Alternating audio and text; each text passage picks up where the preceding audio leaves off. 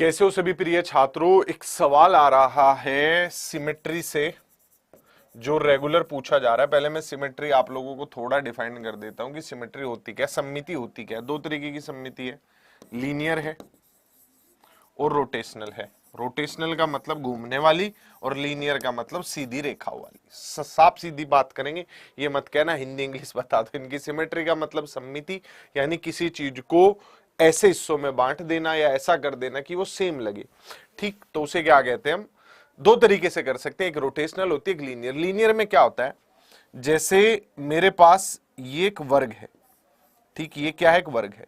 अब कोई मुझे कहे कि इसकी आप सिमेट्रिकल लाइन बताओ, लीनियर सिमेट्री, तो इसकी लीनियर सिमेट्री तो क्या है, ये चार लाइनें हैं, ये चार लाइनें हैं। लेकिन कोई मुझे कहे इसकी आप रोटेशनल सिमेट्री बताओ, ये एक मेरे पास वर्ग था, ये ए लाइन है, ये बी लाइन है, ये बी है, ये सी है, ये डी है, पॉइंट है, वर्टेक्स है मतलब।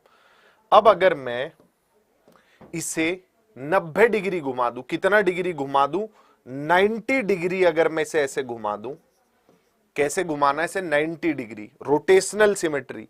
यहां आपने किसी चीज को काटा तो वो हुबहू नजर आई, इधर भी वैसी इधर भी वैसी। रोटेशनल सिमेट्री में क्या होता है, घुमाया तो भी वो वैसा ही रहा। मैंने इसे अगर 90 डिग्री घुमाया, इस पॉइंट को देखो, मैंने ये अगर ऐसे एक एंगल है 90 डिग्री, मैंने इस लाइन को ऐसे कर दिया, ठीक, ये लाइन जो डी थी इसे ऐसे कर दिया, तो डी कहां जाएगा, यहां पे।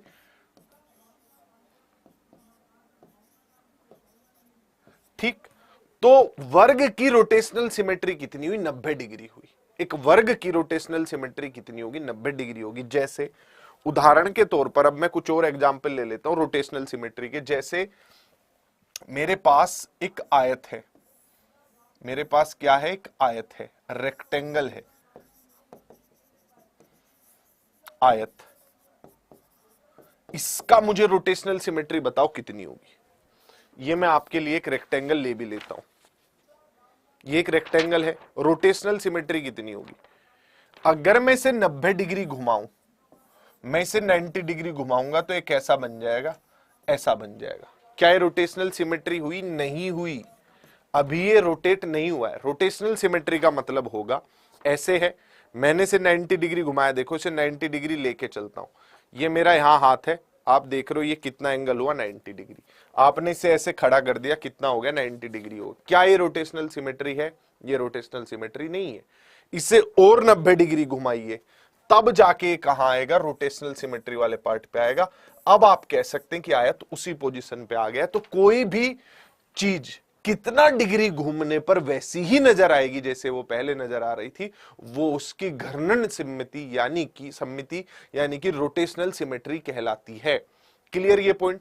थोड़ा सा और मैं आपको एक दो एग्जांपल लेके समझाता हूं। जैसे मेरे पास एक इक्विलेटरल ट्राइंगल है, ये एक इक्विलेटरल ट्राइंगल है जिसकी सारी भुजाएं बराबर है, 60 डिग्री है, ये है, ठीक, 60 डिग्री। इसे मैं कितना घुमाऊं, इसे मैं कितना घुमाऊं कि मैं उसी पॉइंट पर पहुंच जाऊं। बिल्कुल देखो, इसे घुमाना पड़ेगा आपको 120 डिग्री पर। कितने डिग्री पर, 120 डिग्री पर घुमाना पड़ेगा। देखो कैसे, आओ,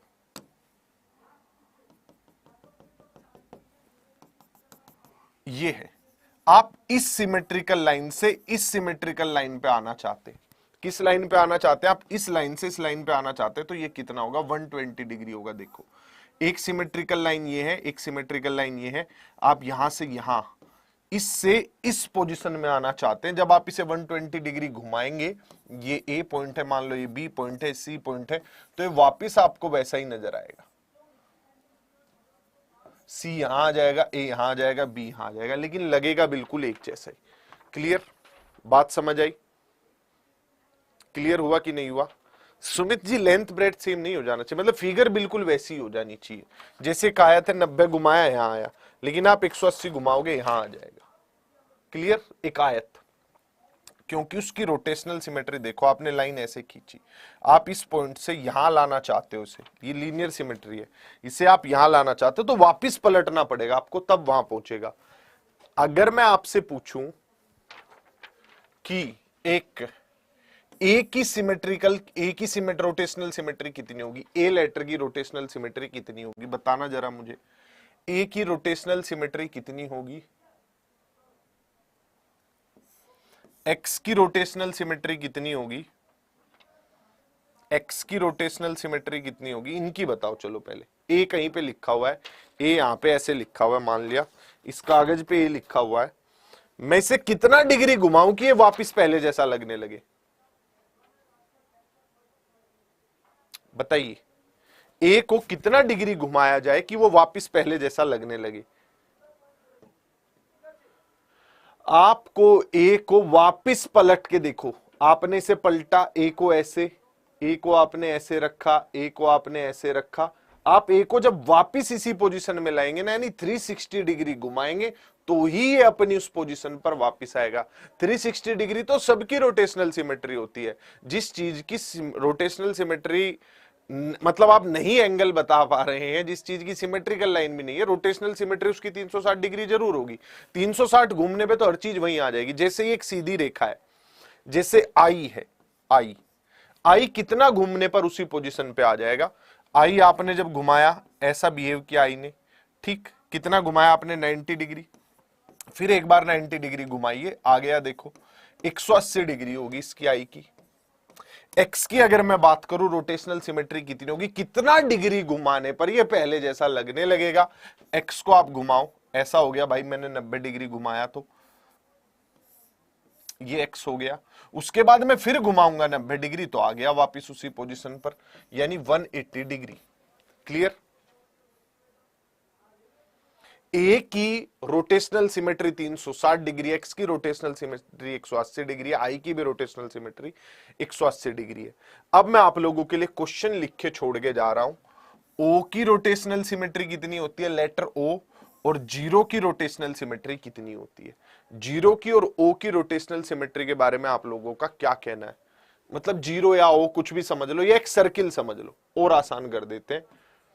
एक सर्किल की रोटेशनल सिमेट्री कितनी होगी? इस क्वेश्चन का आंसर आप नीचे कमेंट बॉक्स में दीजिएगा। वहां मिलते हैं इस सवाल के आंसर के लिए। बाय बाय, ध्यान रखिए अपना, पढ़ते रहिए। जो जो नए सवाल आते रहेंगे वो ऐसे ही शॉर्ट सेशन में आपको मिलते रहेंगे।